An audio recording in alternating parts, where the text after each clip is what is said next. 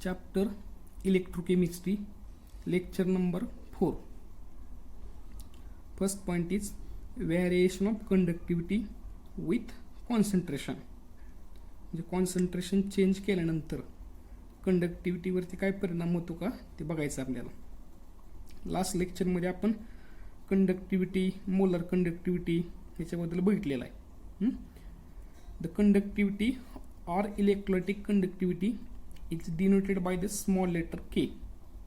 It is also called as kappa, and it is defined as the electrolytic conductivity is the electrical conductance of unit volume, that is 1 centimeter cube of solution. म्हणजे 1 centimetre cube सोल्युशनचा जो काही electrical conductance असेल ती म्हणजे काय असेल, electrolytic conductivity. For example, आपण एखादा इलेक्ट्रोलाइट घेतलाय, NaCl, KCl किंवा कुठलाही ॲसिड असेल, बेस असेल, तो वॉटरमध्ये ॲड केलाय आणि त्याच्यापैकी 1 ml वॉटर घ्यायचं आहे आणि त्या 1 ml वॉटरमध्ये जेवढा काही इलेक्ट्रिकल कंडक्टन्स असेल ते म्हणजे काय असेल, electrolytic conductivity. Then electrolytic conductivity depends upon number of current carrying ions present in unit volume of solution. Electrolytic conductivity कशावरती डिपेंड असणार आहे, तर त्या 1 सेंटीमीटर क्यूब सोल्युशनमध्ये जेवढे काय आयन्स प्रेझेंट असतील त्या आयन्सवरती कंडक्टिव्हिटी डिपेंड असणार आहे. म्हणजे जर समजा त्या युनिट व्हॉल्यूम सोल्युशनमध्ये किंवा 1 सेंटीमीटर क्यूब सोल्युशनमध्ये आयन्सची संख्या वाढली तर कंडक्टिव्हिटी वाढणार आहे, आणि त्या युनिट व्हॉल्यूम सोल्युशनमध्ये आयन्सची संख्या कमी झाली तर कंडक्टिव्हिटी काय होते, कमी होते. आता नेक्स्ट पॉईंटला आपल्याला काय बघायचं आहे, तर आपण कॉन्सन्ट्रेशन बदलल्यावर किंवा चेंज केल्यावर कंडक्टिव्हिटीवरती काय परिणाम होतो का. ऑन डायल्युशन करतोय म्हणजे काय करतोय, तर आपण कॉन्सन्ट्रेशन कमी करतो का वाढवतो. तर समजा आपण एखादं सोल्युशन बनवलंय, त्या सोल्युशनमध्ये सोल्यूट ॲड केला, सॉल्व्हंट ॲड केलं. समजा त्याचं कॉन्सन्ट्रेशन काहीतरी पर्टिक्युलर असेल, 1 मोल असेल. आपण जर त्याच्यामध्ये वॉटर ॲड करतोय म्हणजे कुणाचं पण वाढवतोय, सॉल्व्हंटचं, आणि त्यालाच काय म्हणतात, डायल्युशन करतोय म्हणजे कॉन्सन्ट्रेशन कमी करतोय. On dilution, that is decrease in concentration, total number of ions increases due to increase in degree of dissociation. म्हणजे डायल्युशन केल्यानंतर टोटल आयनची संख्या वाढते. कशामुळे वाढते, तर डिग्री ऑफ डिसोसिएशन काय होते, वाढते. फॉर एक्झाम्पल बघा कसं होतं ते आपण बघूया. यासाठी एक एक्झाम्पल बघूया. समजा एखादा इलेक्ट्रोलाइट आहे, कुठला असेल, ॲसिड, बेस, साल्ट, NaCl आहे. तो NaCl आपण काय प्रमाण घेतलं, NaCl घेतला आपण 5 ग्रॅम NaCl आहे. तो 5 ग्रॅम NaCl आपण घेतलाय आणि त्याच्यामध्ये समजा आपण एक 10 ml पाणी टाकलंय. 5 ग्रॅम NaCl मध्ये 10 ml पाणी टाकले, किंवा आपण समजूया की 15 ग्रॅम NaCl आहे, 15 ग्रॅम NaCl मध्ये 10 ml पाणी टाकले. त्यावेळेस जेवढा काही NaCl आहे सॉलिड फॉर्मरला, त्या सगळ्या NaClचं डिसोसिएशन होत नाही. म्हणजे डिसोसिएशन कसं होणार, थोड्या प्रमाणामध्ये Na+ आणि Cl- मध्ये. पूर्णपणे जेवढे काही मॉलिक्युल असतील NaClची त्या सगळ्याचं डिसोसिएशन होत नाही. थोड्या सॉलिड मॉलिक्युलचं डिसोसिएशन Na+ आणि Cl- मध्ये होते. मग परत त्याच्यामध्ये आणखी आपण 10 ml वॉटर ॲड केलं. मग 10 ml वॉटर ॲड केल्यामुळे काय होणार आहे, तर जेवढा आपण वॉटर ॲड करतोय तर ते डिसोसिएशनचं प्रमाण वाढवतोय. म्हणजे परत हे NaCl जो असेल सॉलिड त्याचं डिसोसिएशन कशामुळे होणार आहे, Na+ आणि Cl- मध्ये. नंतर आणखी समजा आपण वॉटर ॲड केलं 10 ml, तर परत जर का समजा त्यामध्ये सॉलिड राहिला असेल NaCl, त्याचं डिसोसिएशन कशामध्ये होईल, Na+ आणि Cl-.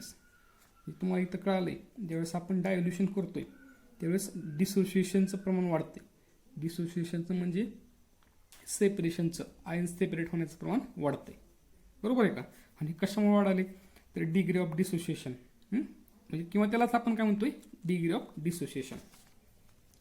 परत तेच on dilution, total number of ions increases.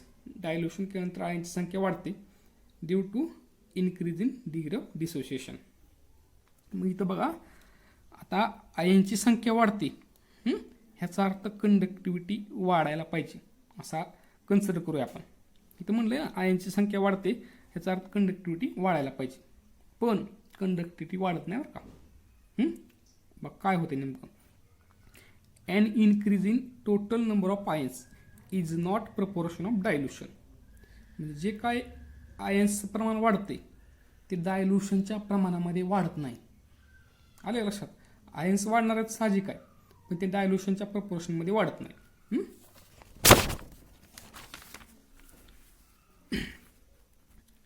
Therefore, the number of ions per unit volume of solution decreases.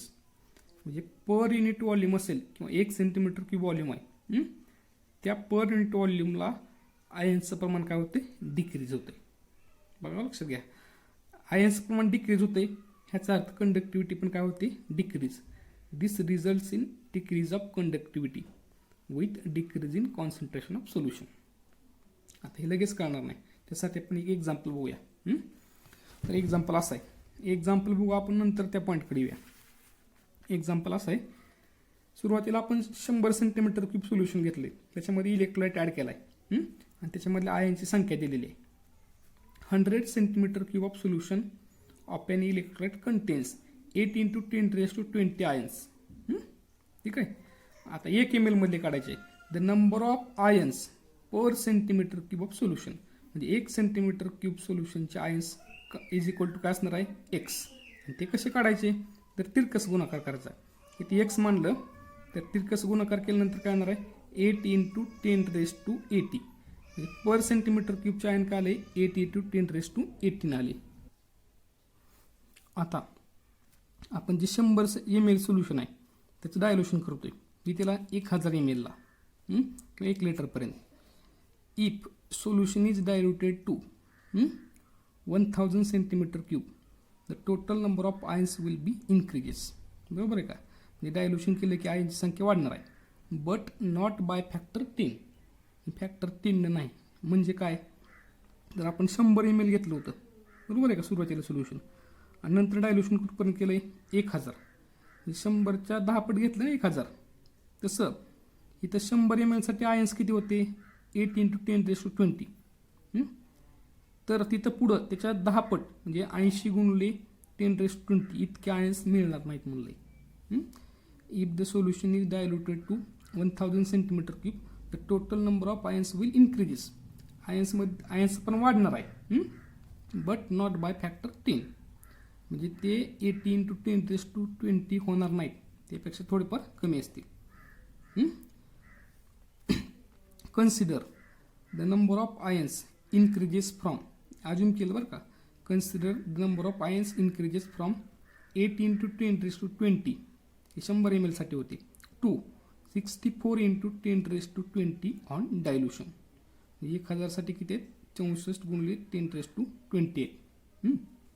मग 1000 centimetre cube of solution of an electrolyte contains 64 × 10⁻20 ions.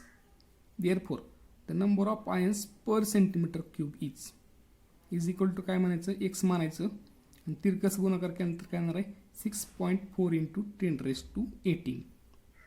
आता एक लक्षात घ्या, डायल्युशन केल्यानंतर सुरुवातीला पर सेंटीमीटर क्यूबसाठी किती आयन होते, 8 × 10⁻18 होते, आणि नंतर 1000 साठी किती आले, 6.4 × 10⁻80. मग पर सेंटीमीटर क्यूब सोल्युशनचे आयन्स वाढले का कमी झाले, तर कमी झाले. हा महत्त्वाचा पार्ट आहे, कळतंय. मग बघा, the number of ions per centimetre cube, the number of ions per centimetre cube decreases from 8 × 10⁻80 to 6.4 × 10⁻80 on dilution from 100 centimetre cube to 1000 centimetre cube. बरोबर आहे का. मग आयनची संख्या कमी झाली याचा अर्थ कंडक्टिव्हिटी काय होते, डिक्रीज, अँड दस कंडक्टिव्हिटी डिक्रीजेस. कळाले. मग आता वरचा पॉईंट कळाला का, किंवा मग सुरुवातीला सांगितलेला, इथं काय म्हणलं होतं, therefore the number of ions per unit volume of solution decreases. आता याचा अर्थ कळाला का, म्हणजे पर युनिट व्हॉल्यूम असेल त्या आयनची संख्या काय होते, कमी होते. आणि पर युनिट आयनची संख्या कमी झाल्यामुळं this results in decrease of conductivity with decrease in concentration of solution. म्हणजे पर युनिट व्हॉल्यूमचं आयनची संख्या कमी झाल्यामुळे कंडक्टिव्हिटी पण काय होणार आहे, कमी होणार आहे. समजते. कारण की आपल्याला कंडक्टिव्हिटी म्हणजे काय, पर 1 ml किंवा 1 सेंटीमीटर क्यूब सोल्युशनमध्ये जेवढे काय आयन्स असतील, बघा इथं आयन्स किती होते सुरुवातीला 8 × 10⁻20 आयन होते. त्याची काहीतरी कंडक्टिव्हिटी असेल. आणि नंतर आयन्स किती झाले 6.4 × 10⁻18. म्हणजे आयन्स काय झाले, कमी झाले पर युनिट सोल्युशनचे. आणि आयन्स कमी झाले म्हणजे काय, कंडक्टिव्हिटी पण काय झाली, डिक्रीज झालेली आहे. कळतंय. हे झालं variation of conductivity with concentration. आता नेक्स्ट आहे, नेक्स्ट काय असणार आहे, तर variation of molar conductivity with concentration.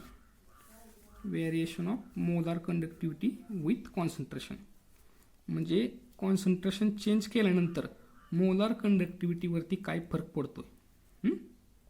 बघा आता अगोदर मोलार कंडक्टिव्हिटीची डेफिनेशन माहीत असली पाहिजे, ते आपण लास्ट लेक्चरमध्ये बघितलेलं आहे. The molar conductivity is the electrical conductance of 1 mole of an electrolyte in given volume of solution. म्हणजे 1 मोल सबस्टन्स किंवा इलेक्ट्रोलाइट घ्यायचं आहे, तो त्या सोल्युशनमध्ये किंवा सॉलिडमध्ये डिझॉल्व्ह करायचा आहे. आणि त्या 1 मोल इलेक्ट्रोलाइट असलेलं सोल्युशन असेल, त्याचा जो काही इलेक्ट्रिकल कंडक्टन्स असेल तो म्हणजे काय असेल, मोलार कंडक्टिव्हिटी. नमस्ते. मग molar conductivity lambda of both strong and weak electrolyte increases with dilution. म्हणजे स्ट्रॉंग आणि वीक इलेक्ट्रोलाइटची मोलार कंडक्टिव्हिटी डायल्युशन केल्यानंतर काय होते, वाढते. डायल्युशन करतो म्हणजे that is decrease in concentration. But it behave differently for strong and weak electrolyte. पण जी काही इन्क्रीज असेल दोघांमध्ये सारखी नसेल. म्हणजे स्ट्रॉंगची आणि वीक इलेक्ट्रोलाइटची इन्क्रीज कशी असेल, डिफरंट असेल. बघा लक्षात घ्या, आपण डायल्युशन केल्यानंतर स्ट्रॉंग आणि वीक इलेक्ट्रोलाइटची मोलार कंडक्टिव्हिटी काय होते, वाढते. पण जी काही इन्क्रीज असेल ती इन्क्रीज स्ट्रॉंग आणि वीक इलेक्ट्रोलाइटसाठी वेगळी असणार आहे. ते एक पॉईंट दिला आणखी. As the number of ions produced in 1 mole of electrolyte increases the molar conductivity also increases. म्हणजे काय सांगितलंय, तर 1 मोल इलेक्ट्रोलाइटमध्ये आयनची संख्या वाढली तर साहजिकच आहे कंडक्टिव्हिटी पण काय होणार आहे, म्हणजे मोलार कंडक्टिव्हिटी वाढणार आहे. First point for the strong electrolyte. Strong electrolyte काय सांगतोय, the molar conductivity of strong electrolyte increases rapidly with dilution. हा महत्त्वाचा पार्ट आहे बरं का, रॅपिडली. बरोबर आहे का. The molar conductivity of strong electrolyte increases rapidly with dilution. म्हणजे डायल्युशन केल्यानंतर स्ट्रॉंग इलेक्ट्रोलाइटची कंडक्टिव्हिटी वाढते, चांगल्या प्रकारे वाढते. It approaches the limiting value for 0.001 मोल ऑर 0.0001 मोल सोल्युशन. आता हे लिमिटिंग व्हॅल्यू म्हणजे काय असणार आहे, लिमिटिंग व्हॅल्यू म्हणजे थोडक्यात आपण समजा सुरुवातीला सोल्युशन घेतलं 1 मोलचं, आणि त्या 1 मोलचं सोल्युशन घेऊन आपण त्याला डायल्यूट करतोय. समजते का, 1 मोलचं सोल्युशन घेतोय आणि 1 मोलला डायल्यूट केलं म्हणजे आपण वॉटरचं कॉन्सन्ट्रेशन कमी करतोय. म्हणजे काय 0.1 मोल करतोय, किंवा नंतर 0.01 मोल करतोय, नंतर 0.01 करतोय, नंतर 0.01 मोल. हे असं कॉन्सन्ट्रेशन काय व्हायला लागलं, कमी व्हायला. हे कॉन्सन्ट्रेशन कमी होते म्हणजे डायल्युशन होते. मग आता हे जे एक दिलेलं आहे कॉन्सन्ट्रेशन, हे दोन्ही कॉन्सन्ट्रेशन, ती म्हणजे काय म्हणलं, लिमिटिंग व्हॅल्यू आहे. लिमिटिंग व्हॅल्यू म्हणजे ह्याच्यानंतर जर तुम्ही डायल्युशन केलं पुढं आणखी, तर तिथं कंडक्टिव्हिटीवरती काही फरक पडत नाही. येते का लक्षात. हे लास्ट डायल्युशन आहे, एकदम शेवटचं. हे समजा सुरुवातीला 1 मोल आहे, 0.1 केलं, इथं कंडक्टिव्हिटी बदलली, परत नंतर आणखी 0.1 केलं, चेंज झाली. पण ह्या 2 कॉन्सन्ट्रेशनला हे जे 2 कॉन्सन्ट्रेशन दिलेत ते म्हणजे काय, लिमिटिंग व्हॅल्यू आहे. ह्याचा अर्थ ह्याच्यानंतर जर डायल्युशन केलं तर कंडक्टिव्हिटीवरती काही फरक पडत नाही. तेच म्हणलं इथं, dilution has no effect on molar conductivity thereafter. म्हणजे डायल्युशनचा इफेक्ट होत नाही कशावरती, मोलार कंडक्टिव्हिटीवरती. म्हणजे त्या लिमिटिंग व्हॅल्यू नंतर किंवा नंतर जर आपण डायल्युशन केलं तर मोलार कंडक्टिव्हिटीवरती काही फरक पडत नाही. बघा लिमिटिंग व्हॅल्यू म्हणजे काय. The maximum limiting value of molar conductivity is the conductivity at zero concentration or at infinite dilution. It is denoted by lambda 0. म्हणजे बघा the maximum limiting value of molar conductivity is the molar conductivity at zero concentration or at infinite dilution. म्हणजे maximum limiting value ही काय असणार आहे. The maximum limiting value of molar conductivity म्हणजेच काय तर molar conductivity at zero concentration किंवा at infinite dilution. आता molar conductivity at infinite dilution म्हणजे काय, म्हणजे थोडक्यात तुमच्या लक्षात आलं पाहिजे. लिमिटिंग व्हॅल्यू म्हणजेच काय माहिती आहे का, molar conductivity at infinite dilution. आणि इन्फायनाईट डायल्युशन म्हणजे काय बघा आता, किंवा झिरो कॉन्सन्ट्रेशन म्हणजे काय. The zero concentration or infinite dilution means solution is so dilute that further dilution does not increase the molar conductivity. हे सोल्युशन आपण एवढं डायल्यूट केलं आहे, त्याच्यानंतर जर डायल्युशन केलं तर कंडक्टिव्हिटीवरती काही फरक पडत नाही. म्हणजे एक एक्झाम्पल सांगतो मला. आपण सुरुवातीला सोल्युशन घेतलं आहे, बरोबर आहे का, काहीतरी 1 मोलचं सोल्युशन घेतलं आहे आणि त्याच्यामध्ये आपण कंडक्टन्स काढलेला आहे. आता नंतर आपण काय करतो माहिती आहे का, डायल्युशन करतो आहे. डायल्युशन करतो म्हणजे वॉटरचं प्रमाण आपण वाढवत जातो आहे. मग जसं आपण वॉटरचं प्रमाण वाढवतो आहे तसं इकडची कंडक्टिव्हिटी पण काय होणार आहे, वाढत जाणार आहे, बरोबर आहे का. पण एक असा पॉईंट येईल ज्या पॉईंटला तुम्ही वॉटर ॲड केले किंवा डायल्युशन केले, हा पॉईंट, तिथं कंडक्टिव्हिटी काय असेल, कॉन्स्टंट असेल.